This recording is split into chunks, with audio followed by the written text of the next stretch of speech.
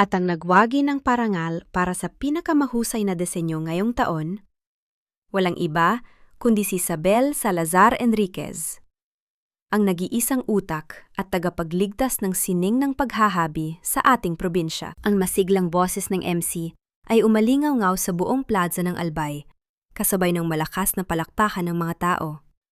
May mga fireworks pa na sumabog sa langit, tila nakikigalak sa tagumpay ng bagong reyna ng Abaca. Ngunit para kay Mary Lou, ang bawat putok ng paputok ay parang sampal sa kanyang mukha.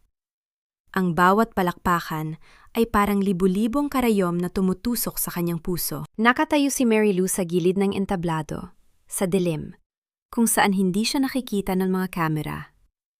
Ang kanyang mga kamay, ang mga kamay na may mga kalyo, ang mga kuko na may bakas pa ng kulay itim mula sa balat ng kahoy na ginamit sa pagtitina, ay nanginginig. Napahawak siya ng mahigpit sa kanyang barot saya. Sa gitna ng entablado, nakita niya ang kanyang bunsong kapatid na si Isabel. Napakaganda nito sa suot na mamahaling terno. Katabi nito ang manugang nitong si Enzo, na nakasuot ng barong Tagalog na gawa sa pinakamahusay na pinukpok. Malapad ang ngiti ni Enzo, habang ang kamay niya ay tila nagmamalaki sa balikat ni Isabel. Ang bawat hibla ng Abaca na ito, ako ang nagpuyat, ako ang nagkulay. Bulong ni Mary Lou sa kanyang sarili. Ang boses niya ay halos malunod sa ingay ng piyesta. Pero bakit sa ilalim ng disenyong ito, ang pangalan ng kapatid ko ang nakasulat bilang The Soul Creator? Bakit, Isabel? Bakit, Enzo? Tiningnan ni Mary Lou ang obra maestrang nakadisplay sa tapat ng podium. Iyon ang Linhon Mayon Shawl. 6 na buwan niya itong hinabi.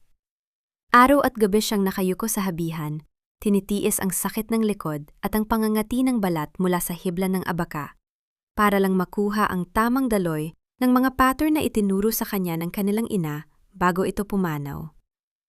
Bawat hibla ay may dasal. Bawat kulay ay may alaala. Napakagaling mo talaga, Isabel!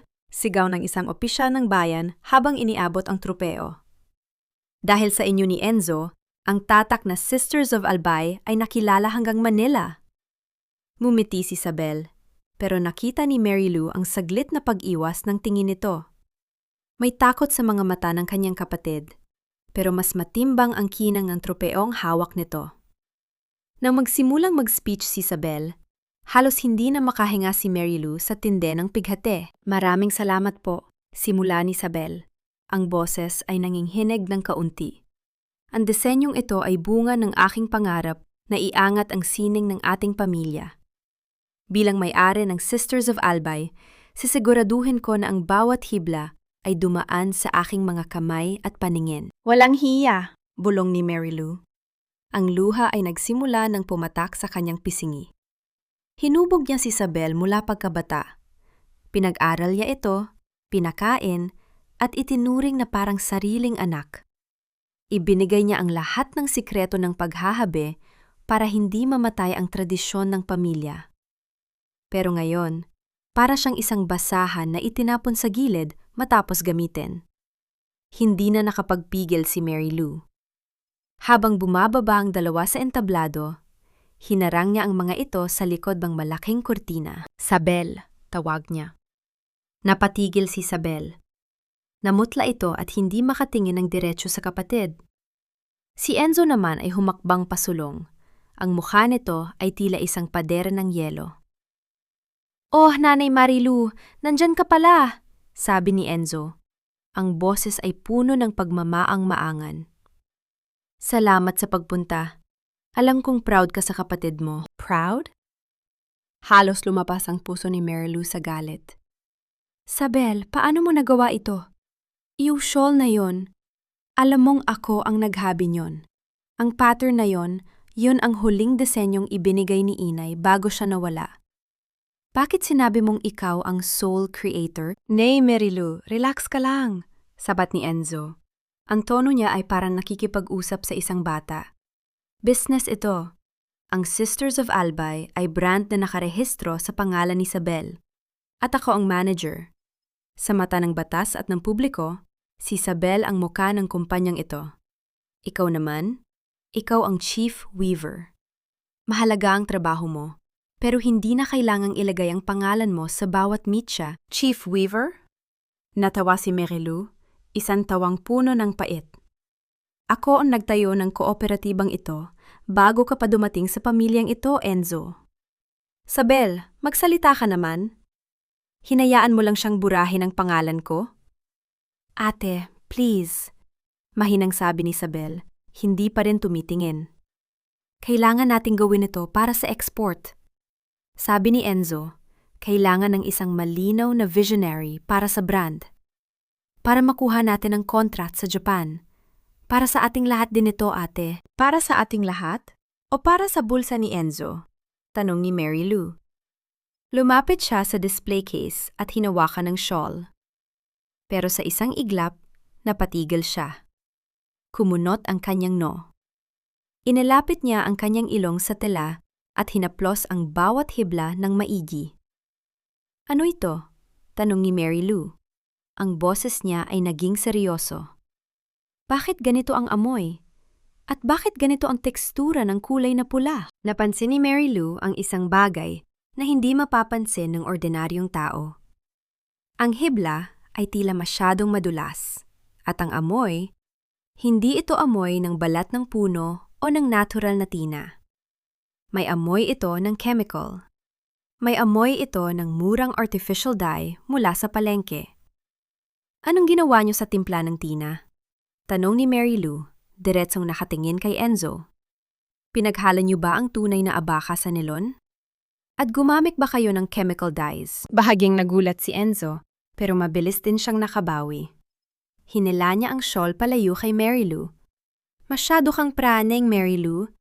Yan ang tinatawag na innovation. Kailangan nating bilisan ang production para sa bulk orders. Huwag mo nang pakialaman ang technical side. Ang trabaho mo ay maghabi na lang sa loob ng workshop, okay? Innovation?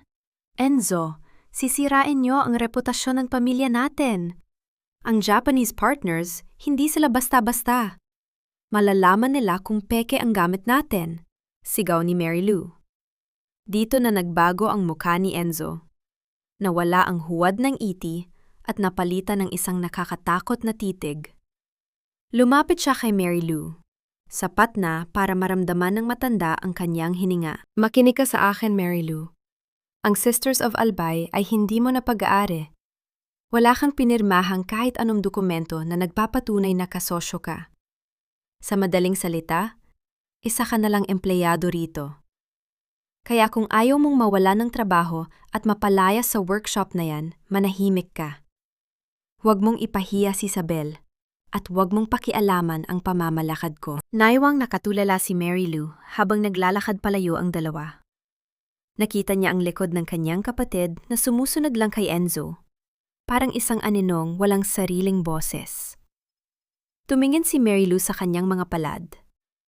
Ang tina ng tunay na abaka ay hindi basta-basta nabubura sa balat, gaya ng dangal na itinuro sa kanya ng kanyang ina. Ngunit sa gabing ito, sa gitna ng selebrasyon, naramdaman ni Marilou na parang may isang madilim na ulap na dahan-dahang bumabalot sa buong bayan ng Albay. Isang thud ang narinig niya mula sa malayo. Ang tunog ng pagbagsak ng isang malaking tipak ng abata. Isang masamang pangitain. Alam ni Marilou ang amoy ng panilinlang, at natatakot siya na ang disining na ito ay maghahatid sa kanila sa kapahamakan. Hindi ko hahayaang madamay ang mga tudet, bulong niya sa dilim. Hindi ko hahayaang mamatay ang sining ni Inay sa mga kamay ng isang sugalerong katulad mo, Enzo. Ngunit paano siya lalaban kung ang mismong kapatid na pinrotektahan niya ang siyang nagbukas ng pinto para sa kaaway? Maaga pa lang ay masakit na ang sikat ng araw sa Albay. Ngunit mas matindi ang init na nararamdaman ni Marilou sa loob ng kanyang dibdib habang naglalakad patungo sa workshop ng kooperatiba. Ito ang lugar na itinuringing tahanan sa loob ng mahabang panahon. Ang lugar kung saan ang bawat hibla ng abatsa ay nagiging sining. Ngunit sa umagang ito, ang pamilyar na amoy ng nilagang balat ng puno at sariwang abatsa ay hinaluan ng isang kakaiba at matapang na amoy. Amoy ng pintura, amoy ng chemical. Pagpasok niya sa malawak na silid, napatigil si Mary Lou. Ang mga tudet, mga manghahabi, na dati ay mahinahon at masaya kung mantrabaho, ay tila mga kaskasero na ngayon. Mabilis ang galaw ng mga kamay, seryoso ang mga mukha, at ang ingay ng mga habihan ay parang mga makinang nagmamadali. Bilis! Huwag kayong hihinto! Kailangang matapos ang bulk order para sa Takahashi Corporation bago matapos ang linggo. Sigaw ni Enzo, habang naglalakad-lakad sa gitna ng mga tudet. May hawak siyang clipboard at panakanakang tinitingnan ang kanyang relo. Enzo, anong ginagawa mo? Tanong ni Mary Lou habang lumalapit sa isa sa mga habihan. Kinuha niya ang isang hibla ng abaka na kasalukuyang ginagamit ni Aling Martha, ang isa sa pinakamatandang manghahabi sa kanila. Bakit hindi niyo idinaan sa pagbabanlaw ang mga hiblang ito? At bakit ganito ang kulay nito? Masyadong matingkad, parang plastic. Lumingon si Enzo. Isang mapanuyang ngiti ang sumilay sa kanyang mga labi. Innovation, Nanay Mary Lou. Yan ang tawag dyan. Ang traditional dyeing process mo ay inaabot ng 3 araw. Sa bagong chemical dye na binili ko sa Manila, 3 oras lang. Tuyo na at ready to weave. Business is time, and time is money. Pero Enzo, ang Takahashi Corp ay kilala sa pagiging pihikan. Gusto nila ang natural at organic. Kapag nalaman nilang gumamit tayo ng artificial dyes, masisira ang pangalan natin. Giit ni Mary Lou. Nanay Mary Lou, relax ka lang, okay? Humakbang si Enzo palapit sa kanya. Ang boses niya ay naging malumanay, pero puno ng pananakot. Sila Takahashi ay bibili ng design at quantity. Ang kalidad na sinasabi mo, bonus na lang yon. Sa ngayon, ang kailangan natin ay output. Kaya kung maaari, huwag mo nang guluhin ang mga tudet. Mag-focus ka na lang sa paggawa ng sample para sa next collection. Tumingin si Mary Lou kay Aling Martha, na tila nahihiyang tumingin sa kanya. Aling Martha, alam mong mali ang ginagawa niyo. Ang sining natin ay hindi minamadali. Pasensya na, ni Mary Lou, mahinang sagot ng matanda. Sabi ni Sir Enzo, kung hindi raw kami susunod sa bagong sistema, babawasan ang sahod namin. Kailangan ko ng pambili ng gamot ng asawa ko. Nanlumo si Mary Lou. Ginagamit ni Enzo ang kahirapan ng mga tudet para baluktutin ang tradisyon. Tinalikuran niya si Enzo at dinaloy ang kanyang tingin sa opisina sa dulo ng workshop.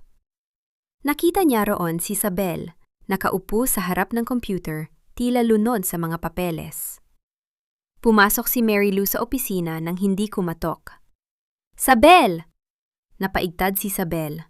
Mabilis niyang tinakpan ang isang folder na nasa kanyang mesa. Ate, bakit hindi ka kumatok? Sabel, kailangan nating mag-usap. Nakikita mo ba ang ginagawa ni Enzo sa labas? Ginagawa niyang pabrika ang workshop natin. Pinubura niya ang lahat ng itinuro ni Inay. Napabuntong hininga si Isabel. Tumayo siya at sumandal sa pader. Ang kanyang mga mata ay puno ng pagod. Ate, alam mo namang kailangan natin ng pondo. Ang kooperatiba ay nalulugi na bago pa dumating si Enzo. Siya ang nagdala ng investor. Siya ang kumuha ng contract sa Takahashi. Kung hindi tayo susunod sa gusto niya, mawawalan tayo ng lahat. Kahit ang dangal natin, Sabel? Kahit ang kalidad ng gawa natin? Tanong ni Mary Lou. Lumapit siya at hinawakan ang kamay ng kapatid. Sabel, bumalik tayo sa dati. Konti lang ang kita, pero alam nating totoo ang bawat hibla. Kayang-kaya nating dahan-dahang bayaran ang utang. Ate, hindi mo naiintindihan, sabi ni Isabel. Ang boses niya ay nagsisimulang manginig. Hindi lang ito tungkol sa utang ng kooperatiba. Maraming kailangang bayaran.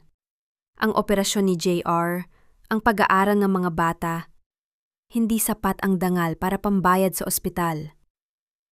Anong sinasabi mo? Akala ko ba okay na ang bata? Tanong ni Mary Lou. Pero bago pa makasagot si Isabel, ay pumasok na si Enzo sa opisina. Honey, we have visitors from the local trade office. Kailangan mo silang harapin, sabi ni Enzo kay Isabel. Pagkatapos ay lumingon siya kay Mary Lou. Nanay Mary Lou, may delivery ng mga bagong hibla mamayang gabi. Huwag mo nang abalahin ang sarili mong magbilang. Ako nang bahala sa inventory. Umalis ang dalawa. Iniwang mag-isa si Mary Lou sa loob ng opisina. May kung anong mabigat sa kanyang dibdib. Bakit kailangang sa gabi ang delivery? Sa loob ng mahabang panahon, ang mga hibla ng Abaca mula sa Catanduanes ay dumarating ng maliwanag ang araw para masigurado ang kalidad. Hindi mapakali si Mary Lou. Noong gabing iyon, matapos umuwi ng mga manghahabe, nanatili siyang nagtatago sa likod ng malalaking sako ng pangkulay sa labas ng workshop. Malamig ang simoy ng hangin at ang huni ng mga kuliglig ay tila babala sa kanyang pandinig. Bandang 11:00 ng gabi, isang luma at walang markang truck ang dahan-dahang pumarada sa likod ng warehouse. Nakita ni Mary Lou si Enzo na lumabas, may hawak na flashlight. Kasama niya si Berting, ang tauhan niyang laging may dalang masamang balita. Mabilis silang nagbaba ng mga sako. Walang imik ang mga ito, tila ba ayaw makagawa ng ingay? Nang mailabas ang lahat ng sako at umalis ang truck, pumasok sina Enzo sa loob ng warehouse at inilock ang pinto. Naghintay si Mary Lou ng ilang minuto hanggang sa lumabas ang dalawa at tuluyang umalis sa premises gamit ang sasakyan ni Enzo. Dahan-dahang lumapit si Mary Lou sa maliit na bintana sa likod ng warehouse. Gamit ang isang maliit na flashlight, sinilip niya ang mga bagong bagsak na sako. Nakita niya ang isang sako na hindi maayos ang pagkakatali. Gamit ang isang mahabang patpat, sinubukan niyang hilahin ang laman nito papalapit sa bintana. Nang mahawakan niya ang hibla, halos mabitawan ni Mary Lou ang kanyang flashlight. Hindi ito purong Abaca. Ang kulay nito ay masyadong maputi, masyadong makintab. Nang haplusin niya ito, naramdaman niya ang madulas na tekstura na hinaluan ng magaspang na plastik.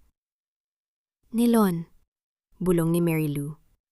Pinalalabas niyang Abaca, pero hinaluan niya ng nilon at recycled plastic fiber.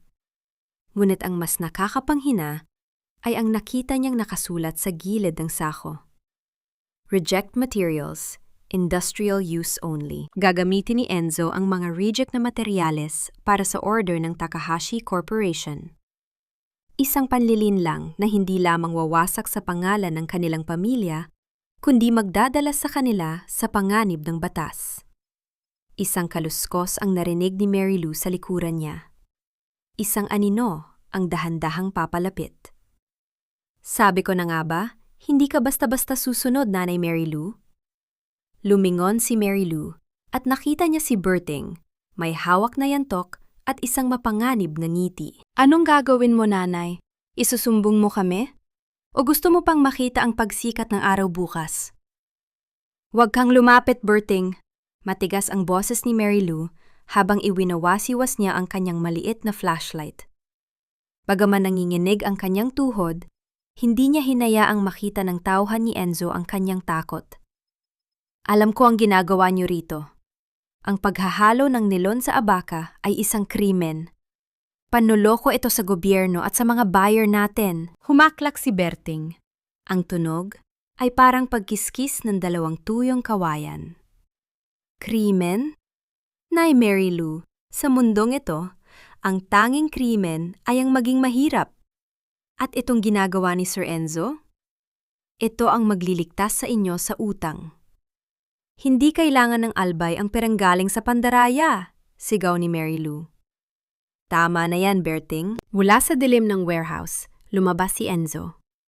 Nakasuksok ang kanyang mga kamay sa bulsa ng kanyang pantalon at ang kanyang muka ay kalmado. Masyadong kalmado para sa isang taong nahuli sa akto.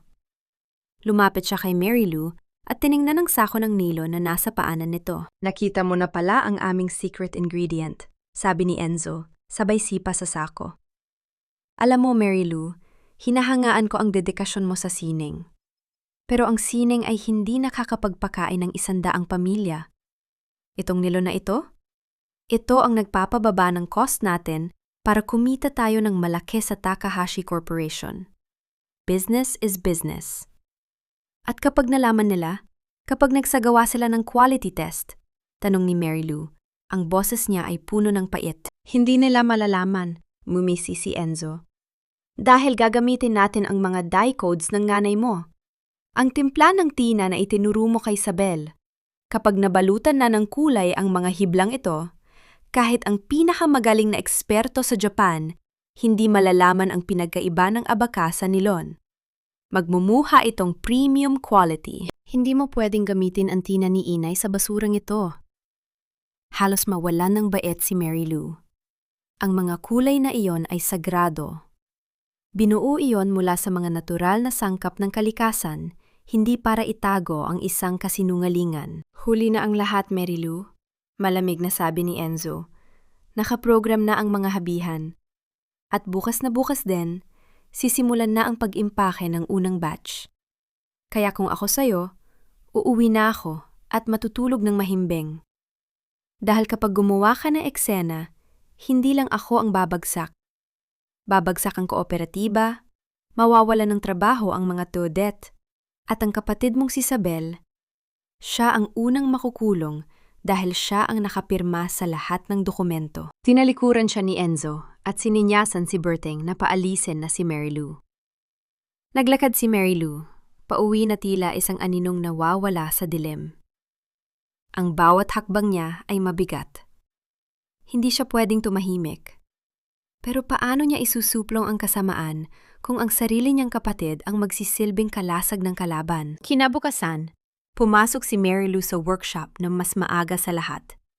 Dumiretso siya sa kanyang maliit na silid sa dulo ng warehouse. Ang silid kung saan niya itinatago ang mga lumang kuderno, ledger, ng kanyang ina. Dito nakasulat ang mga sekreto ng bawat kulay. Ang tamang timpla ng balat ng puno, ang oras ng pagpapakulo, at ang pagkakasunod-sunod ng mga hibla. Pinuklat niya ang pahina para sa masoinyum, die codes. Ang bawat kulay ay may katumbas na numero. Ang numero 4 ay ang paborito ng kanyang ina, ang kulay ng lupa ng Bicol. Isang malalim at mayamang kayumanggi na hango sa balat ng punong nara at sili. Kumuha si Mary Lou ng isang sample ng sinulid mula sa basket na kasasaboy pa lamang ng tina kaninang madaling araw. Inilapit niya ito sa kanyang mata at hinaplos. Mali! Bulong niya. Bagaman ang kulay ay tila numero 4, may kakaibang kinang ito. Ang tunay na numero 4 ay matamlay, pero malalim ang kapit sa hibla. Ang hawak niya ay matingkad, pero tila madulas. Kinuha niya ang kanyang baso ng tubig at ibinabad ang sinulid. Sa loob lamang ng ilang segundo, ang tubig ay naging madilim na kulay kayumanggi. Chemical dye, kumpirma ni Mary Lou. Ang kanyang puso ay tila pinipiga. Gumamit sila ng synthetic pigment para makuha ang kulay ni Inay sa loob ng maikling oras. At hinaluan nila ito ng nilon para magmukhang makintab. Lumingon siya nang marinig ang pagbukas ng pinto. Si Isabel. Ang kanyang kapatid ay tila hindi nakatulog, may itim sa ilalim ng mga mata at nangangayayat. Ate, anong ginagawa mo rito? Tanong ni Isabel. Bakas ang kaba sa boses. Isabel, tignan mo ito. Ipinakita ni Mary Lou ang basong may maduming tubig. Alam mong hindi ganito ang tina ni Inay? Bakit mo hinayaang palitan ni Enzo ang mga formula? Bakit mo hinayaang haluan ng nilon ang mga abahan natin? Ate, please, wag na ngayon, pagmamakaawa ni Isabel. Kailangan nating matapos ang order. Sabi ni Enzo, ito na ang huling bulk order na kailangang madaliin. Kapag nabayaran na ang utang, babalik tayo sa dati. Hinding-hindi tayo babalik sa dati kapag nasira ang tiwala ng mga buyer, Isabel. Ang Takahashi Corporation ay hihingi ng certification. Kapag nalaman nilang peke ang natural na sinasabi natin, tapos na ang pangalan ng Sisters of Albay. Wala na akong pakialam sa pangalan, biglang sigaw ni Isabel. Ang mga luha ay nagsimulang dumaloy. Ate, kailangan ni JR ng operasyon. Ang puso ng anak ko, ate. Sabi ni Enzo, siya ang magbabayad ng lahat ng bill sa ospital basta matapos itong export deal. Wala akong pakialam kung nilon o plastic ang ihabi ko. Basta mabuhay ang anak ko, natigilan si Mary Lou. Ang kanyang galit ay biglang nahaluan ng matinding habag. Ang kanyang pamangkin na si JR ay may sakit sa puso mula pa noong isilang ito. Pero may kung anong mali. Alam ni Mary Lou na malaki ang kinita ng kooperatiba noong nakaraang taon. Sabel, nasaan ang kinita natin noong nakaraang harvest? Nasaan ang pondo na itinabi natin para sa emergency? Umiwas ng tingin si Sabel. Doon na naintindihan ni Mary Lou ang lahat. Ang mapanlin lang ng ngiti ni Enzo, ang mga luma niyang sapatos na biglang naging mamahalin, at ang madalas nitong pag-alis patungong Manila. Enzo, bulong ni Mary Lou. Ginastos niya ang pera, di ba? Ang pera para sa operasyon ni JR. Nasaan, Sabel? Bago pa makasagot si Sabel, narinig nila ang malakas na busina sa labas. Isang malaking truck ang pumasok sa compound. Ang mga todet ay nagsimula ng mag-impake ng mga kahon. Nakita ni Mary Lou si Enzo na mayabang na naguutos sa mga trabahador. Ang batch 1 ay aalis na, sabi ni Sabel nang may blankong ekspresyon. Wala na tayong magagawa, ate. Nakasil na ang mga kahon. Tumingin si Mary Lou sa bintana. Ang mga kahon na may tatak na Premium Organic Abaca, Product of the Philippines, ay isa-isang isinasakay sa truck. Para kay Mary Lou, bawat kahon ay parang kabaong ng kanilang dangal. Ang kaba sa kanyang dibdib ay lalong tumindi nang makita niya ang isang pamilyar na kotse na pumasok sa gate. Isang puting sasakyan na may logo ng Department of Trade and Industry, DTI. Bakit may DTI? Tanong ni Mary Lou. Sabi ni Enzo, kailangan daw natin ng spot inspection para sa export permit, sagot ni Sabel, na tila maging siya ay nagulat. Naramdaman ni Mary Lou ang isang malamig na pawis sa kanyang batok. Hindi magdadala si Enzo ng inspektor kung hindi siya sigurado na papasa ang kanyang mga peke. O kaya naman, may inihanda siyang patibong. Sabel, kailangan nating pigilin ang truck, sabi ni Mary Lou. Ang boses niya ay puno ng determinasyon. Ate, huwag! Hila ni Sabel sa kanyang braso. Masisira ang lahat. Pero huli na. Paglabas nila ng opisina, nakita nilang kausap na ni Enzo ang inspektor. Itinuro ni Enzo ang direksyon ni Mary Lou. Yan po ang ating chief weaver, ang responsabale sa pagpili ng mga hibla at sa dyeing process, sabi ni Enzo nang may malapad na ngiti. Siya po ang makakasagot kung bakit mukhang may anomalya sa ating mga raw materials. Doon na naintindihan ni Mary Lou. Ang bitag ay nakalatag na. Hindi lang siya tinanggalan ng pangalan. Gagawin siyang kambing na itim ni Enzo para sa mga peking hibla na siya mismo ang nakatuklas. Napatigil ang lahat sa loob ng workshop.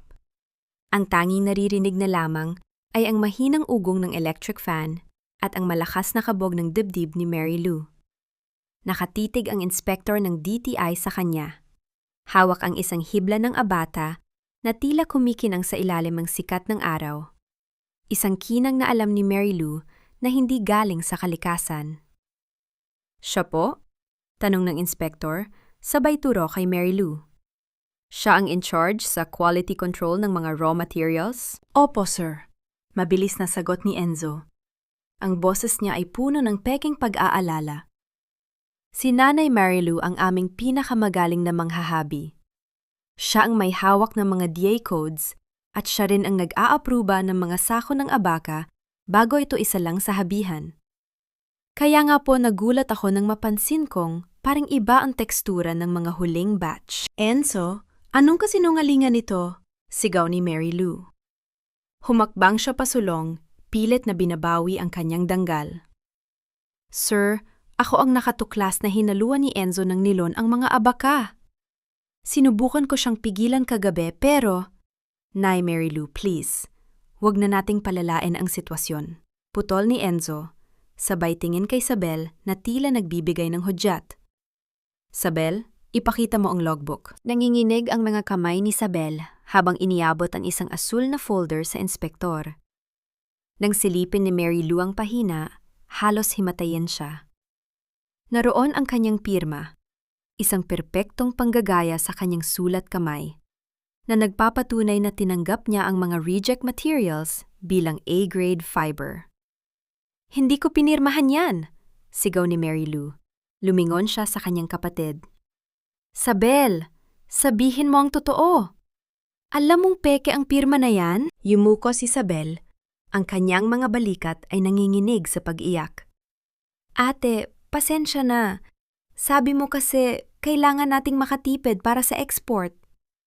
Ang mundong binuo ni Mary Lou sa loob ng 3 dekada ay tila gumuho sa isang sandali. Ang pagtatraydor ng sariling kapatid ay mas matindi pa sa anumang dagok ng tadhana. Dahil sa takot para sa anak na si JR, pinili ni Isabel na ibaon sa putik ang sarili niyang dugo. Dahil sa spot inspection at sa mga peking dokumento, pansamantalang sinuspendi ng DTI ang organic certification ng kooperatiba. Ngunit sa likod ng lahat, may mas malaking plano si Enzo. Gamit ang kanyang mga koneksyon, nakuha pa rin niya ang export permit para sa industrial use na sadyang ginamitan ng peking Nyanheo na premium organic. Bago isakay sa truck patungong Manila Port. "Hayaan mo lang siyang mag-ingay, Berting," bulong ni Enzo habang pinapanood ang truck na papalabas ng compound. "Sa oras na makarating ang batch na ito sa Japan, hawak na natin ang pera. At si Mary Lou? Siya ang magbabayad ng lahat ng multa kapag nagkabukuhan." 3 linggo ang lumipas. Ang katahimikan sa Albay ay bumasag ng isang balitang parang kidlat na tumama sa gitna ng kooperatiba. Isang opisyal na liham mula sa Takahashi Corporation ang dumating, at hindi ito ang balitang inaasahan ni Enzo. "Rejected? Paano naging rejected?" sigaw ni Enzo sa loob ng opisina. Binasag ni Mary Lou ang pinto ng opisina. Nakatayo siya roon, ang kanyang mga mata ay tuyo na sa pagluha pero puno ng apoy. "Dahil hindi tanga ang mga Hapon, Enzo. Ang Linhon Mayon Shoal na ipinagmamalaki mo, nag-react ang chemical dye sa temperature control ng warehouse nila. Nagmansa ang kulay at lumabas ang amoy ng plastic. Hindi lang basta rejection ang dumating. Ang Takahashi Corp ay nag-hire ng demanda para sa breach of contract at fraud.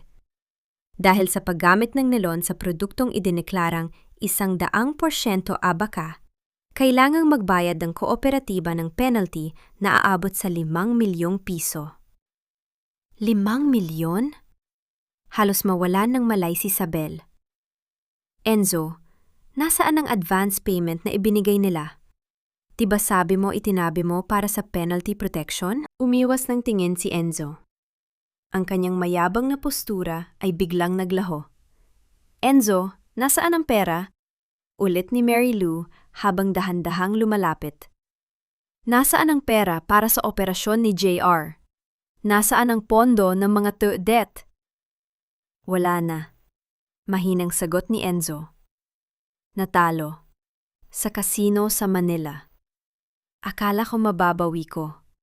Akala ko magiging doble para hindi na tayo umasa sa export." Isang malakas na sampal ang dumapo sa mukha ni Enzo mula kay Mary Lou. Hindi ito sampal ng galit, kundi sampal ng lahat ng paghihirap ng mga ninuno nila na dinungisan ng isang sugalero. "Hayop ka!" sigaw ni Isabel, sabay damba sa kanyang asawa. "Ang anak ko! Ang anak ko ang itinaya mo sa sugal!" Dahil sa Tamhua Taiching, financial disaster, ang kooperatiba ay tuluyang naniempong, sealed. Nawala ng trabaho ang mahigit 100 pamilya. Ang pangalan ng mga Salazar, na dati ay simbolo ng sining, ngayon ay naging simbolo ng pandaraya sa buong Bicol region. Naiwang nakatayo si Mary Lou sa gitna ng workshop na wala ng ingay ng mga habihan. Ang mga tudet ay umalis na may galit at luha sa mga mata. Ang lahat ng kagamitan ay kinuha ng bangko. "Ate, anong gagawin natin?" hikbi ni Isabel habang nakaluhod sa sahig. "Wala na tayong computer. Wala na tayong sinulid. Wala na tayong pera para kay JR. Katapusan na natin." Tiningnan ni Mary Lou ang kanyang mga kamay. Pagkatapos ay tumingin siya sa direksyon ng bulkan mayon na matayog pa ring nakatayo sa abot tanaw. Hindi pa tapos, Sabel, sabi ni Mary Lou.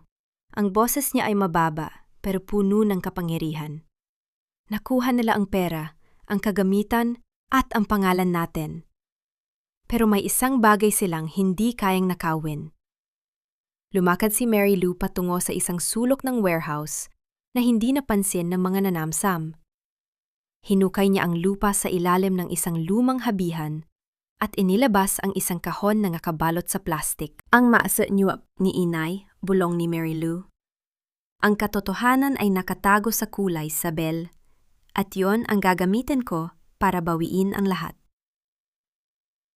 Ang bulwagan ng kooperatiba, na dati ay puno ng halahak at tunog ng mga habihan, ay balot na yon ng isang nakakaplot na tensyon.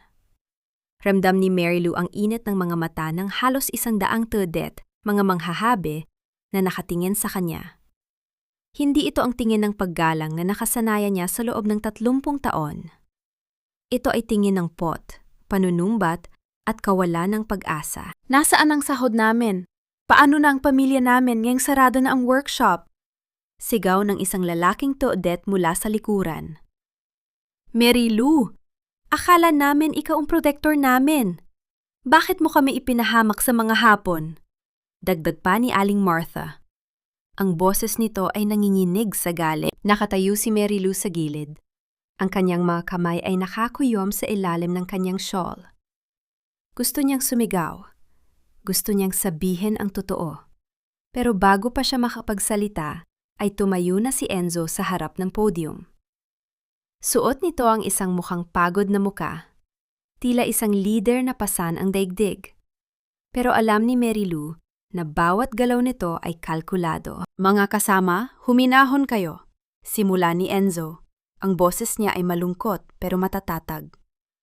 Gaya ninyo, biktima rin kami ni Sabel. Alam ninyong ibinigay namin ang lahat para sa export deal na ito?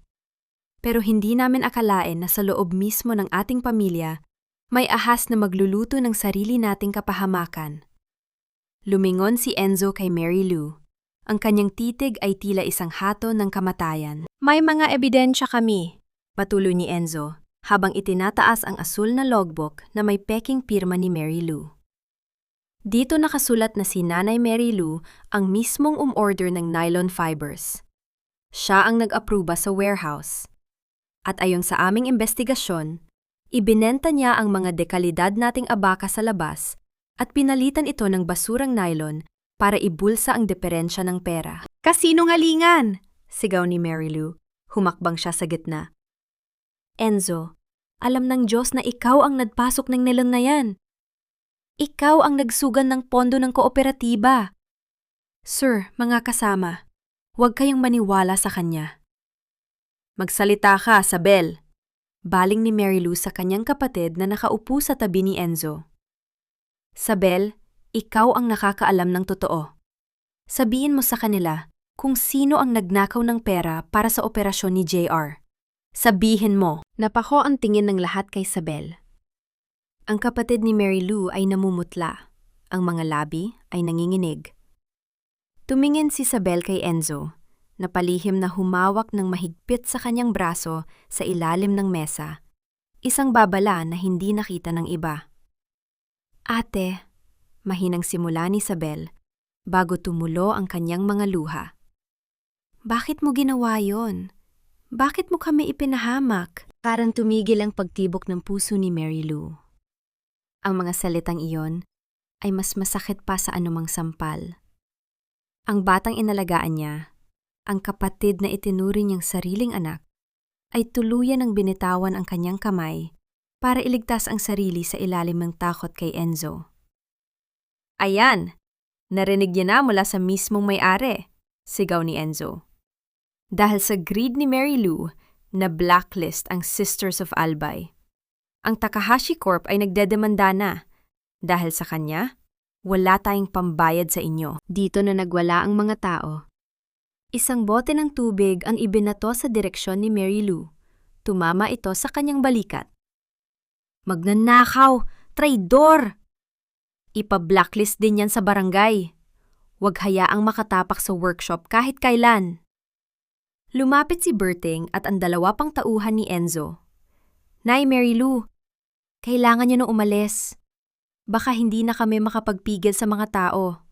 Sabi ni Berting nang may nakakalokong ngisi. Naglakad si Mary Lou palabas ng bulwagan.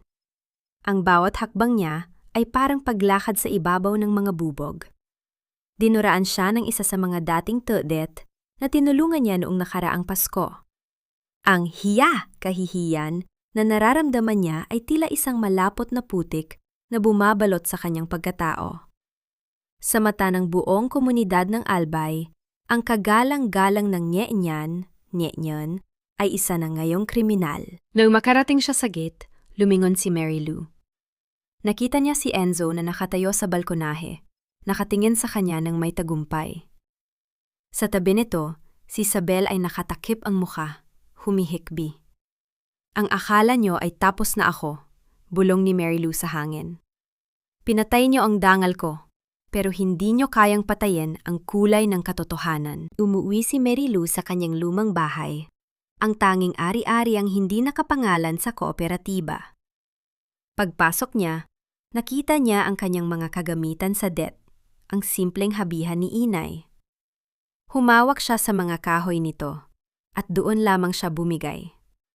Napahagulgol siya sa dilim. Sa gitna ng kanyang pag-iyak, naramdaman niya ang isang matigas na bagay sa loob ng kanyang bulsa. Inilabas niya ito.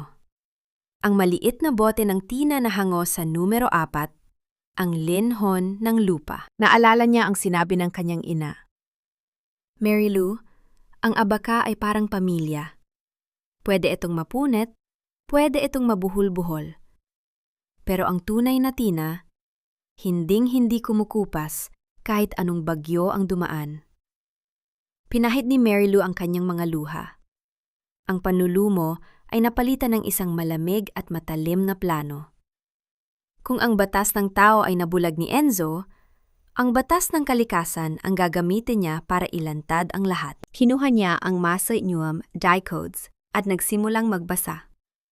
May isang formula na hindi pa niya itinuturo kay Isabel.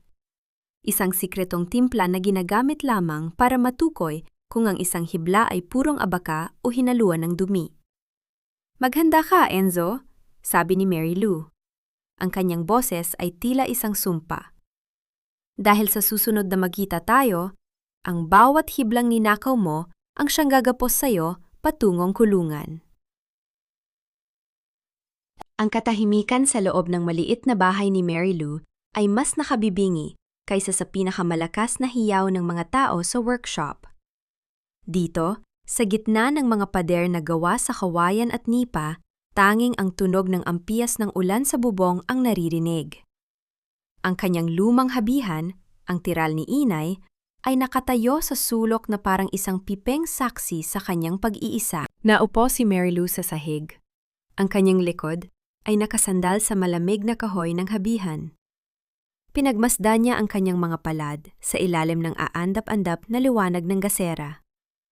Ang mga daliring ang dati ay maliksi at puno ng buhay.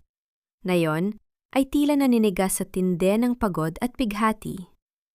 Ang bawat kalyo ay may kwento ng sakripisyo. Ngunit sa gabing ito, ang pakiramdam niya ay isa lamang itong marka ng isang taong natalo. Magnanakaw. Traidor. Ang mga salitang iyon ay paulit-ulit na umaalingaw-ngaw sa kanyang isipan. Ang silya ng danggal na inuupuan niya sa loob ng 30 taon ay hinala palayo sa kanya sa loob lamang ng isang araw. Ang mas masakit, ang mismong kamay na nagtulak sa kanya sa bangin ay ang kamay ni Isabel, ang kapatid na itinuring niyang sariling anak. Bakit ine? Bulong ni Mary Lou sa dilim. Ang boses niya ay basag. Bakit hinayaan mong umabot kami sa ganito? Ibinigay ko ang lahat para sa sining niyo, para sa pamilya natin. Pero bakit parang ako pa ang naging masama? Kinuha niya ang lumang ledger, ang Masonium na tanging kayamanan niya. Hinaplos niya ang bumbong ng kwaderno na gawa sa balat ng hayop. Amoy lupa, amoy bark ng puno, amoy ng mga Hapon sa Bicol kung kailan tinuturuan siya ng kanyang ina na magtimpla ng tina. Marilu, tandaan mo. Tila narinig niya ang boses ni inay. Ang abaka ay hindi lang basta halaman. Ito ay may kaluluwa. Kapag dinungisan mo ito ng kasinungalingan, ito mismo ang sisigaw para ilantad ka. Napatigil si Marilu. Ang mga salitang iyon, tila isang malamig na tubig na ibinuhos sa kanyang nag-aapoy na galit. Binuklat niya ang huling bahagi ng ledger.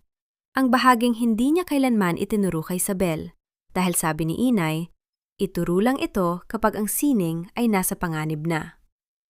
Doon, sa gitna ng mga kupas na sulat kamay, nakita niya ang tungkol sa pagsusuri ng katotohanan. Hindi ito isang mahiwagang dasal. Ito ay isang pisikal na reaksyon. Nakasaad doon na ang natural na tina mula sa punong nara at duhat kapag isinalang sa pinakuluang dahon ng bayabas at apog ay mas lalong nagdiningning. Ngunit ang anumang chemical na pangkulay, ang mga synthetic dyes na ginagamit ni Enzo, ay magre-react ng masama. Ito ay tutunawin ang peking hibla at mag-iiwan ng isang maitim at mabahong latak. Ang boses ng mga hibla, bulong ni Marilu. Ang kanyang mga mata ay nagliwanag. Hindi niya kailangang makipagtalo kay Enzo. Hindi niya kailangang pilitin si Isabel na magsabi ng totoo. Ang kailangan niya lang ay ang mismong produkto. Kung mapapatunayan niyang ang mga shawl na ipinadala sa Japan ay hinaluan ng nylon at chemical dyes, guguho ang lahat ng kasinungalingan ni Enzo. Ngunit may isang malaking hadlang. Ang kooperatiba ay kontrolado na ni Enzo. Ang lahat ng stock ay nakanimpang na at nakabantay si Berting. Paano siya makakakuha ng sample nang hindi siya nadadakip? Biglang may kumatok sa kanyang pinto. Mahina lang ito, tila nag-aalinlangan. Nay Marilu, gising pa po ba kayo? Mabilis na itinago ni Marilu ang ledger at lumapit sa pinto. Nang buksan niya ito, nakita niya si Aling Martha. Basang-basa ang matanda ng ulan at may bitbit na maliit na supot. Aling Martha, bakit kayo nandito? Delikado, baka makita kayo ni Berting. Sabi ni Marilu, habang mabilis na pinapapasok ang matanda. Nay Marilu, patawarin niyo po kami. Umiiyak na sabi ni Aling Martha. Wala kaming nagawa kanina. Natatakot kaming mawala ng trabaho. Pero alam ko at alam naming lahat na hindi niyo kayang gawin ang ibinibintang nila. Inilapag ni Aling Martha ang supot sa mesa. Pagbukas ni Marilu, nakita niya ang mga retaso, mga piraso ng shawl na linhon mayon na itinago ni Aling Martha bago ito ipak sa mga kahon. Itabi niyo ito, Nay Marilu. Gamitin niyo para malinis ang pangalan niyo, bulong ni Aling Martha. Gutom kami, oo, pero mas nakakatakot ang mamatay na may dumi sa aming budi. Niyakap ni Marilu ang matanda. Sa gitna ng dilim at kahihiyan, natagpuan niya ang huling piraso ng kanyang pag-asa. Ang mga Thodet ay hindi tuluyang tumalikod. Naghihintay lang sila ng isang leader na may tapang na ibalik ang liwanag. Nang umalis si Aling Martha, hinarap ni Marilu ang kanyang habihan. Kinuha niya ang mga retaso at ang kanyang ledger. Ang valley ng pighati ay dahan-dahan ng nagiging mountain ng determinasyon. Masoynium numero 4, sabi niya habang inihahanda ang kanyang mga kagamitan. Bukas, malalaman ng buong albay kung sino ang tunay na manghahabi at sino ang wad na nagnanahaw ng sining. Sa loob ng madilim na kusina ni Marilu, ang tanghing maririnig ay ang mahinang bulaklak ng apoy sa ilalim ng isang palayo. Pinakuluan niya ang mga dahon ng bayabas kasama ang isang dakot ng apog, ang sikretong lunas na itinuro ng kanyang ina upang alisin ang dumi sa mga hibla. Ngunit sa pagkakataong ito, hindi ito pampalinis. Ito ay magsisilbing lason para sa kasinungalingan. Nanginginig ang mga kamay ni Marilu habang inilulubog ang mga retasong ibinigay ni Aling Martha sa kumukulong tubig. Ilang minuto lang ang lumipas. Ang tubig na dapat ay nananatiling malinaw ay biglang naging itim at malapot. Ang amoy ay hindi na amoy kalikasan. Ito ay naging matapang, malansa, at masangsang. Nang hangguin niya ang mga hibla gamit ang isang sipit, halos gumuho ang mundo ni Mary Lou. Ang hibla na dapat ay matatag at makintab ay unti-unting natunaw, nagmistulang malagkit na plastik na kumakapit sa sipit. Nilon, tunay na nilon at chemical. Bulong ni Mary Lou. Ang boses niya ay puno ng pait. Enzo, dinungisan mo ang huling obra ng aking ina para lang sa pera. Ngunit may isang bagay na gumugulo sa isipan ni Mary Lou. Paano nakuha ni Enzo ang eksaktong kulay ng numero 4? Ang kulay na tanging sa ledger lang ni inay nakasulat. Alam niyang hindi pa ito lubos na kabisado ni Isabel. 2:00 ng madaling araw. Sa ilalim ng kadiliman, bumalik si Mary Lou sa workshop. Alam niya ang bawat lagusan, bawat siwang ng bintana na hindi maayos ang pagkakasara. Habang mahimbing na natutulog si Berting sa guardhouse, dahan-dahang pumasok si Mary Lou sa opisina ni Enzo. Amoy alak at sigarilyo ang silid. Sa ibabaw ng mesa, nakita niya ang mga mamahaling relo at resibo ng kasino na hindi man lang itinago ni Enzo. Ngunit hindi yon ang hinahanap niya. Hinalughog niya ang mga drawer hanggang sa maituon niya ang pansin sa basurahan sa ilalim ng mesa. Doon, sa gitna ng mga punit na papel, nakita niya ang isang pamilyar na bagay. Ang orihinal na ledger ni inay. Ang maliit na kwadernong sadyang itinago at pinalitan ni Enzo ng isang peking bersyon na ibinigay nito kay Isabel. Binuklat ni Mary Lou ang kwaderno at napatigil siya sa pahina ng numero 4. May mga sulat kamay doon na hindi kay inay. May mga technical notes sa gilid. Replace bark extract with industrial dye numero 402. Add synthetic gloss for shine. Hayok ka, Enzo. Nanginig ang buong katawan ni Mary Lou. Hindi lang ninakaw ni Enzo ang brand. Binago niya ang mismong kaluluwa ng kanilang sining para mas mabilis na makagawa ng produkto. Ginamit niya ang ledger ni inay para gumawa ng isang masamang kopya. Biglang bumukas ang ilaw sa labas ng opisina. Narinig ni Mary Lou ang mabibigat na hakbang ni Berting. May tao ba riyan? Sigaw ni Berting. Mabilis na isinilid ni Mary Lou ang ledger sa loob ng kanyang damit at tumalon palabas ng bintana patungo sa madilim na taniman ng abaka. Ramdam niya ang paggasgas ng mga sanga sa kanyang balat pero hindi siya huminto. Sa kanyang dibdib, nararamdaman niya ang init ng kwaderno, ang huling piraso ng katotohanan. Nang makabalik siya sa kanyang bahay, hindi na siya natulog. Binasa niya ang bawat pahina.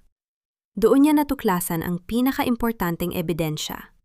Isang resibo mula sa isang chemical supplier sa Manila na nakapangalan kay Enzo, na may petsang bago pa man dumating ang mga inspektor ng DTI. Pinlano mo ang lahat, Enzo, sabi ni Mary Lou sa gitna ng kadiliman. Inihanda mo ang pagbagsak ko bago mo pa man simulan ang paghahabi. Ang tako na nararamdaman ni Mary Lou kanina ay napalitan ng isang malamig na determinasyon. Alam na niya kung paano lalaban. Hindi siya gagamit ng dahas, kundi ang sining na mismong pinagtaksilan ni Enzo. Kinuha niya ang kanyang telepono at tiningnan ang numero ng kinatawa ng Takahashi Corporation na naiwan sa isang lumang folder. Kailangang malaman ng mga Hapon ang totoo bago patuluyang mabaon sa utang ang kooperatiba, bulong niya. Ngunit bago iyon, may isang huling tao siyang kailangang harapin. Ang taong naging kasabot sa pananahimik, ang kanyang kapatid na si Isabel. Madilim pa ang langit at nababalat pa ng manipis na hamog ang bulkang Mayon nang dumaan si Mary Lou sa likod ng bahay ni Isabel. Ang bawat hakbang niya sa tuyong dahon ng saging ay tila isang babala. Hindi na siya makapaghintay ng sikat ng araw. Ang bigat ng lihim na kwaderno sa kanyang dibdib ay tila isang apoy na kailangang pakawalan. Pumasok si Mary Lou sa kusina. Nakita niya si Isabel, nakaupo sa harap ng isang tasa ng malamig na kape, nakatitig sa kawalan. Ang kanyang kapatid ay tila isang buhay na bangkay, nangangayayat, Tuyot ang mga labi at puno ng takot ang mga mata. Ate, anong ginagawa mo rito? Gulat na tanong ni Isabel, mabilis na tumayo at pilit na itinago ang kanyang panghinginig. Baka makita ka ni Enzo.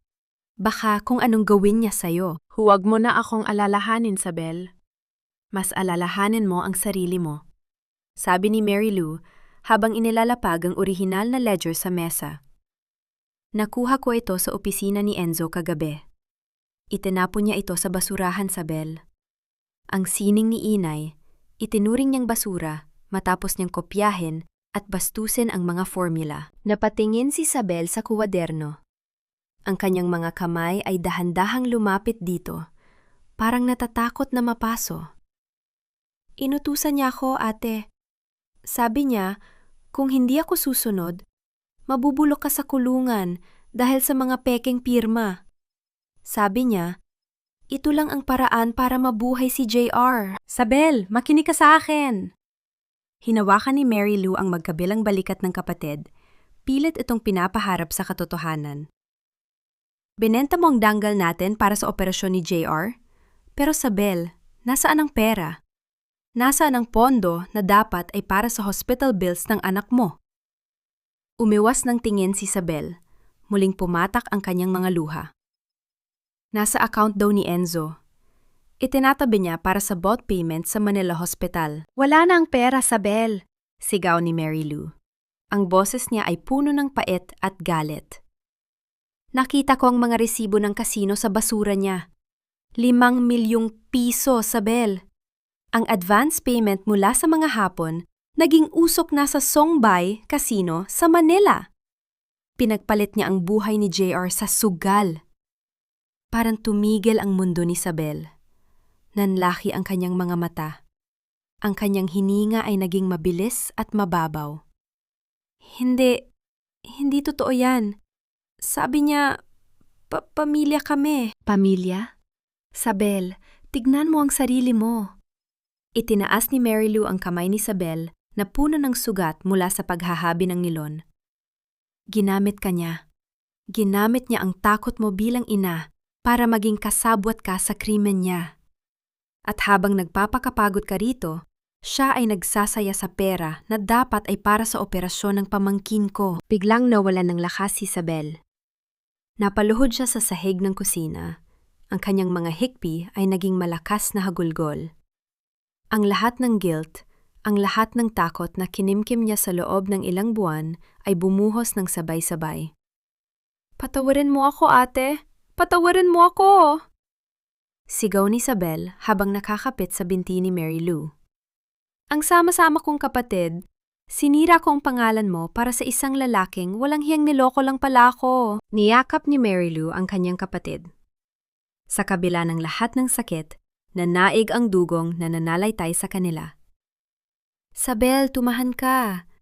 May oras pa para itama ang lahat. Pero kailangan kong maging matapang ka ngayon. Kailangan mong tumayo sa harap ng DTI at ng mga TODET. Kailangan mong sabihin ang totoo. Pero ate, ang mga papel, ang utang. Nanginghinig na sabi ni Isabel. Hayaan mo ang utang. Ako ang bahala. Sabi ni Mary Lou nang may matinding paninindigan. Ang mahalaga ay mabawi natin ang kaluluwa ng abaka. Ang abaka ay hindi basta tela, Isabel. Ito ay sumasalamin sa ating pagkatao. At hindi ko hahayaang ang huling debt natin ay puno ng kasinungalingan. Isang malakas na tunog ng busina ang narinig nila sa labas. Ang sasakyan ni Enzo. Nandyan na siya.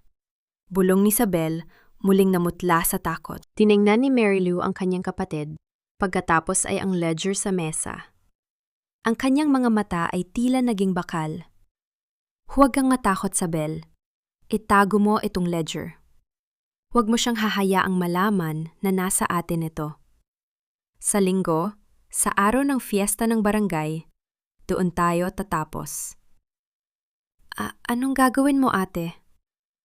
Ngumiti si Mary Lou, isang ngiting puno ng misteryo at katarungan. Gagamit ako ng isang kulay na hindi kailanman nakita ni Enzo.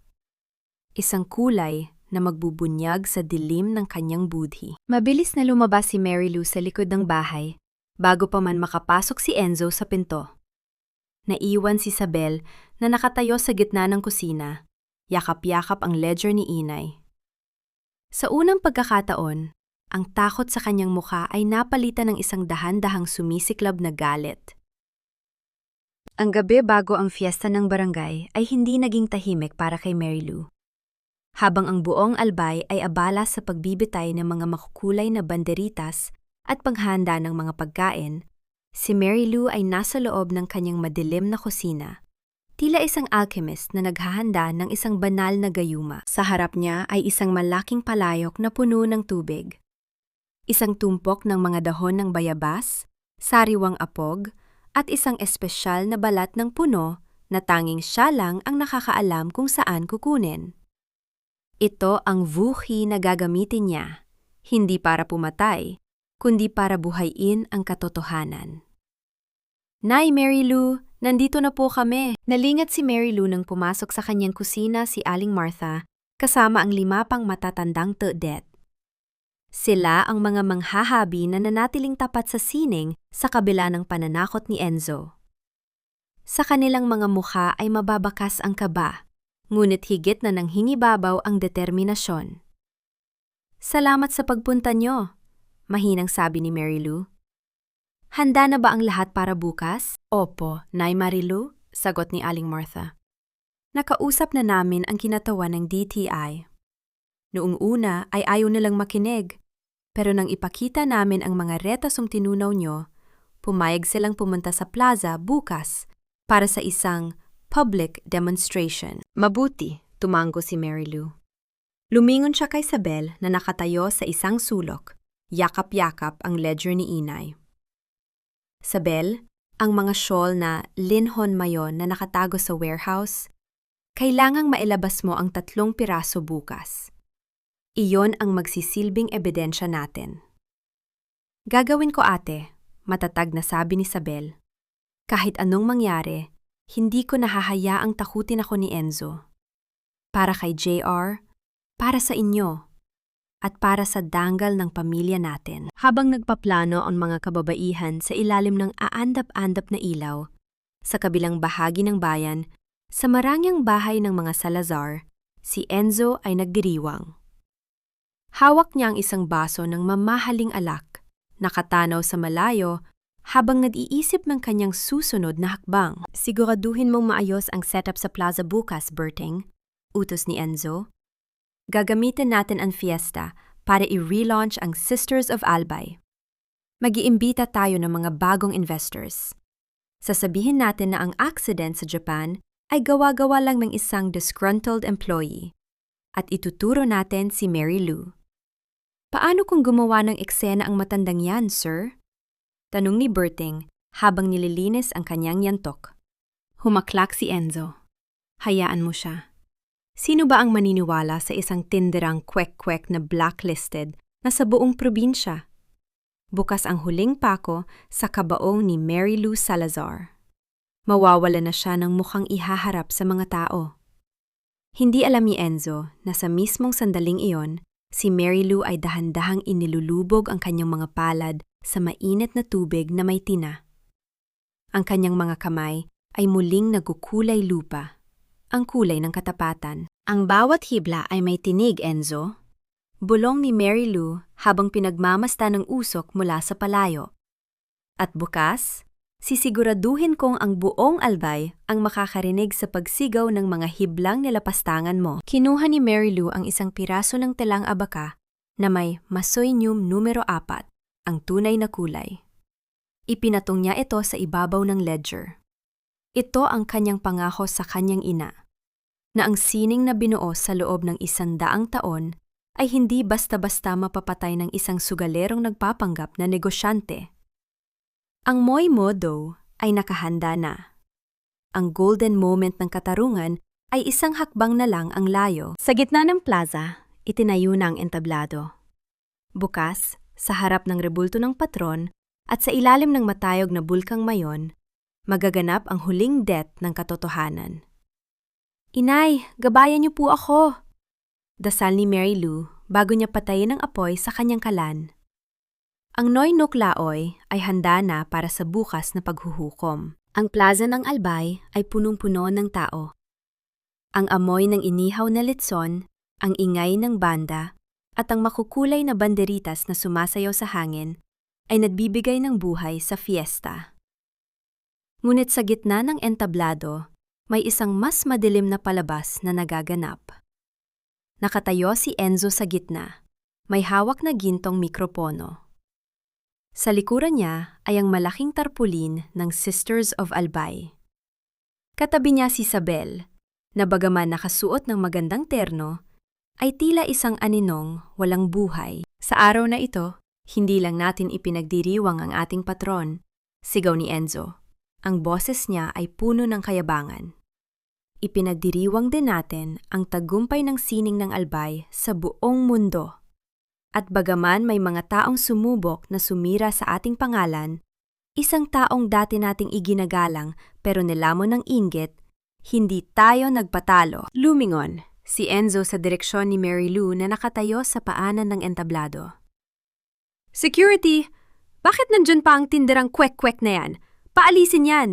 Ang fiesta ay para sa mga taong may danggal. Humakbang si Berting papalapit kay Mary Lou. Ang kanyang yantok ay nakataas. Ngunit bago pa siya makalapit, isang pamilya'y nasasakyan ang pumarada sa gilid ng plaza. Lumabas ang 3 opisyal mula sa Department of Trade and Industry, DTI, at isang kinatawan mula sa Takahashi Corporation na bagong dating mula sa Japan. Manatili ka sa pwesto mo, Berting, malakas na sabi ni Mary Lou. Ang kanyang boses ay hindi sumisigaw, pero ang talim nito ay nagpatahimik sa paligid. Naglakad si Mary Lou paakyat ng entablado. Kasunod niya si Aling Martha at ang iba pang mga tudet, bitbit ang isang malaking palayok ng kumukulong tubig na may mausok na amoy ng dahon ng bayabas at bark ng puno. Mary Lou, anong kabalbalan nito? Sigaw ni Enzo. Namumutla na sa kaba pero pilit pa ring nagmamataas. Sabel, tawagin mo ang mga pulis! Baliw na ang ate mo! Hindi siya baliw, Enzo, sabi ni Sabel. Humakbang si Sabel pasulong. Ang kanyang mga kamay ay hindi na nanginginig. Inilabas niya ang orihinal na ledger mula sa kanyang shawl at itinaas ito sa harap ng madla. Narito ang katotohanan.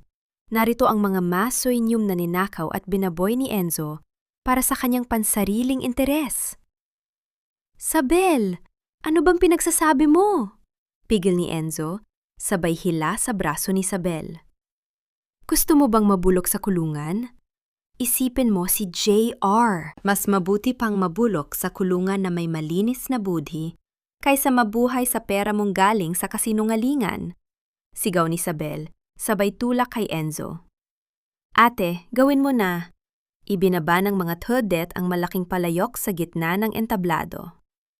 Ang usok nito ay bumalot sa paligid. Inilabas ni Mary Lou ang Linhon Mayon shawl. Ang shawl na sinasabi ni Enzo na gawa sa purong abaka. Mga kababayan, ang sining ng paghahabi ay hindi lang tungkol sa ganda ng disenyo. Simula ni Mary Lou, nakatingin sa mga opisyal ng DTI at sa kinatawan mula sa Japan. Ito ay tungkol sa katapatan. Sinasabi ni Enzo na ito ay 100% organic abaka na dumaan sa traditional dyeing process ni Inay. Ngayon, hayaan nating ang mismong mga hibla ang magsalita. Inilubog ni Mary Lou ang shawl sa kumukulong tubig na may sikretong timpla. Ang lahat ay napasinghap. Sa loob lamang ng ilang segundo, ang tubig na dapat ay nagpapakintab sa abaka ay biglang naging itim at malapot. Isang masangsang na amoy ng nasunog na plastik ang kumalat sa buong plaza. Nang hangin ni Mary Lou ang shawl, gamit ang kanyang mga kamay na nyum ng natural na tina. Ang Linhon Mayon ay nagmukhang isang basahan na natutunaw. Ang mga kulay ay naglaho, at ang mga hibla ng nilon ay lumawit na parang mga malagkit na sinulid ng plastik. Nilon, bulong ng opisyal ng DTI. Chemical dyes. Niloko mo kami, Enriquez! Hindi! Isang bitag ito! Sigaw ni Enzo. Lumingon siya sa kinatawan ng Japan. Mr. Tanaka, don't believe her! Sabotage ito! Ngunit hindi natapos doon si Mary Lou. Kinuha niya ang isang piraso ng telang abaka mula sa kanyang lumang habihan, ang telang jet niya, gamit ang tunay na numero 4. Inilubog niya ito sa parehong palayok. Nang hangiin niya ito, ang lahat ay namangha. Ang kulay nito ay lalong naging matingkad, ang mga hibla ay lalong naging matatag, at ang bango ng kalikasan ay nanaig sa amoy ng plastik. Ito ang tunay na abaka, sabi ni Mary Lou. Ang boses niya ay puno ng dignidad. Ito ang linhon ng Bicol. Hindi ito natutunaw sa mainit na tubig at hindi ito kumukupas sa harap ng katotohanan. Enzo Enriquez, sigaw ni Isabel, habang inihaharap ang mga resibo ng kasino na nakuha ni Mary Lou. Narito ang mga patunay na ang pera ng kooperatiba, ang pera para sa operasyon ng anak ko ay nilustay mo sa sugal. Binenta mo kami. Binenta mo ang dangal ng Albay. Sa sandaling yon, umakyat ang mga pulis sa entablado. Sinubukan ni Enzo na tumakas. Sinubukan niyang tumalon mula sa gilid. Pero hinarang siya ni Aling Martha at ng iba pang mga tudet. Ang mga kababaihang dati ay minamaliit niya. Nayon ay naging kuta na hindi niya kayang lampasan. Enzo Enriquez, you are under arrest for fraud, trademark infringement, and grand larceny, sabi ng pulis habang pinoposasan si Enzo. Napatigil ang musika ng fiesta. Ang tanging naririnig na lamang ay ang hikbi ni Isabel at ang malakas na palakpakan ng mga tao na nagsisimula ng maunawaan ang nangyari. Lumapit si Mr. Tanaka, ang kinatawan mula sa Japan, kay Mary Lou. Nagbow siya ng mababa. Madam Mary Lou, we apologize for the misunderstanding. We were looking for the soul of the fiber. Now we know where it is. It is in your hands. Tumingin si Mary Lou sa kanyang mga kamay. Ang mga kamay na marumi sa tina, pero malinis sa harap ng Diyos. Lumingon siya kay Isabel, na nakaluhod na ngayon sa sahig habang umiiyak. Lumapit siya at niyakap ang kanyang kapatid. Ate, patawarin mo ako, hikbi ni Isabel. Sira na ang lahat. Wala na tayong natira. Hindi, Isabel, mahinang sabi ni Mary Lou habang pinagmamasdan ang bulkang mayon na maringal pa ring nakatayo sa abot tanaw. Nandito pa ang maso inyong ni inay. Nandito pa ang mga tudet. Habang may hibla pa ng abaka, palaging may pagkakataong mag-umpisa muli. Ang Sisters of Albay ay hindi namamatay. Ito ay dadaan lang sa muling paghahabi. Sa ilalim ng sikat ng araw, ang fiesta ay nagpatuloy. Pero sa pagkakataong ito, ang ipinagdiriwang nila ay hindi na lang ang tradisyon, kundi ang muling pagkabuhay ng dangal ng isang manggagawa sa sining. Napanatag na ang simoy ng hangin sa Albay. Ang bulkang mayon, sa kabila ng kanyang nakatagong bagsik, ay maringal na nakamasid sa muling pagkabuhay ng kooperatiba. Wala na ang malaking tarpuli ni Enzo na sadyang nakakasilaw sa mata. Ngayon, ang nakasabit sa tarangkahan ay isang simpleng karatula na gawa sa inukit na kahoy. Salazar Sisters Legacy, Habe ng Katotohanan. Sa loob ng workshop, muling narinig ang pamilyar na musika ng mga habihan. Hindi ito ang nagmamadali at maingay na tunog noong panahon ni Enzo. Ngayon, ang bawat bagsak ng tiral ay may ritmo, may dahan, at may paggalang. Ang bawat tudet ay may ngiti sa kanilang mga labi, hindi dahil sa laki ng bonus, kundi dahil sa kapanatagan na ang kanilang ginagawa ay totoo. Sa isang sulok ng workshop, nakaupo si Isabel. Wala na ang kanyang mga mamahaling alahas at ang magarbo niyang terno. Nakasuot siya ng simpleng kamiseta at ang kanyang buhok ay nakatali ng maayos. Ang kanyang mga kamay ay ng malalim na kulay ng numero 4. Hindi siya nakaupo sa opisina bilang manager. Siya ay nasa harap ng isang lumang habihan. Matiyagang binubuhay ang bawat hibla ng abaka. Masyadong mahigpit ang hilamo sa kaliwa, Isabel. Malumanay na sabi ni Mary Lou habang nakatayo sa likuran ng kanyang kapatid.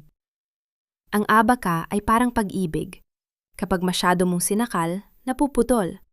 Kapag masyadong maluwag, nawawala ang porma. Tumigil si Isabel at tumingin sa kanyang ate. May bahid ng dumi sa kanyang pisngi, pero ang kanyang mga mata ay malinaw na ngayon. Wala na ang ulap ng takot. Patawad ate, nakalimutan ko na yata ang lambing ng paghahabi. Masyado akong nabulag sa bilis ng makina. Huwag kang mag-alala, sagot ni Mary Lou, sabay haplos sa balikat ng kapatid. Ang paghahabi ay hindi lang tungkol sa bilis. Ito ay tungkol sa pag-alala. At dahan-dahan mo nang naalala ang turo ni Inay. Si Enzo ay kasalukuyan ng nagbabayad sa loob ng kulungan. Matapos ang mahabang paglilitis, napatunay ang ginamit niya ang pondo ng kooperatiba sa illegal na paraan at nandaya sa mga kontrata. Ang lahat ng kanyang ari-arian ay kinumpiska upang bayaran ang penalty sa Takahashi Corporation. Gayanpaman, dahil sa katapatan ni Mary Lou, hindi tinuloy ng mga Hapon ang demanda laban sa kooperatiba. Sa halip, nag-alok pa sila ng bagong contract. Isang contract na hindi nagmamadali. Isang contract na nagpapahalaga sa bawat natural na kulay ng Bicol. Nay, Mary Lou! Nay, Mary Lou! Isang masiglang tinig ang pumutol sa katahimikan. Patakbong pumasok sa workshop ang batang si JR. Mapula ang kanyang mga pisingi at hindi na siya hinihingal gaya ng dati. Matagumpay ang kanyang operasyon sa puso na pinundohan sa tulong ng huptaksa, at ng muling pagbubukas ng negosyo. Lola Mary Lou, tignan niyo po! Nakakuha ako ng magandang hibla sa likod! Pagmamalaki ng bata, habang ipinapakita ang isang mahabang hibla ng purong abaka. Binuhat ni Mary Lou ang kanyang pamangkin at pinaupo sa kanyang kandungan sa harap ng habihan. Alam mo ba, JR, ang hiblang ito ay parang buhay natin. Pwede itong maging kasing tibay ng bakal kung ituturing natin ng tama. Kinuha ni Mary Lou ang isang piraso ng sinulid na may kulay lupa. Tignan mo ang kulay na ito. Ito ang numero 4. Ito ang kulay na nagligtas sa atin.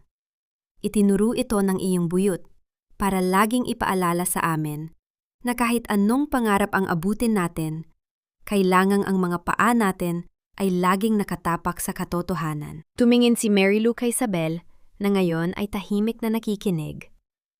Nagtagpo ang kanilang mga mata at sa isang sulyap ay nagkaintindihan ang dalawang magkapatid.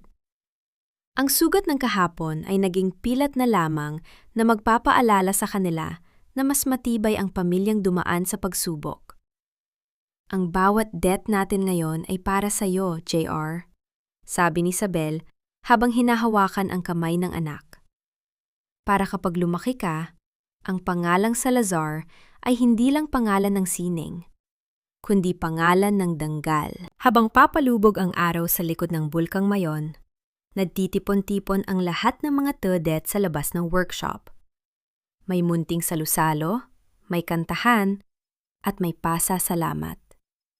Ang bawat isa sa kanila ay muling nakabangon. Si Aling Martha ay may bagong salamin na, at ang iba pang mga manghahabi ay muling nakakapagpadala ng kanilang mga anak sa paaralan. Inilabas ni Mary Lou ang orihinal na ledger ni Inay. Binuklat niya ito sa huling pahina na blanko pa. Gamit ang isang panulat, isinulat niya ang mga salitang magsisilbing gabay para sa susunod na henerasyon. Ang sining ng abaka ay hindi dinetina ng dugo, kundi ng pawis ng katapatan. Ang tela ay maaaring maluma at mapunit, ngunit ang long trungtok ay ang tanging hibla na hinding-hindi mapuputol sa paglipas ng panahon. Isinara ni Mary Lou ang kuwaderno nang may malalim na buntong hininga ng kaluwagan. Ang kanyang misyon ay tapos na. Ang disining ni Inay ay ligtas na at ang kanyang pamilya ay muling buo. Habang naglalakad pa uwi ang magkapatid, bitbit ang kanilang mga kagamitan, ang anino ng bulkang Mayon ay tila yumayakap sa kanila. Sa bawat hakbang, nararamdaman ni Mary Lou ang lambing ng lupa sa kanyang paanan. Alam niyang bukas, Pagising niya, may bagong hibla na namanghihintay na mahabe. Isang hibla ng pag-asa na kailanman ay hindi na muling mananakaw ng panlilinlang.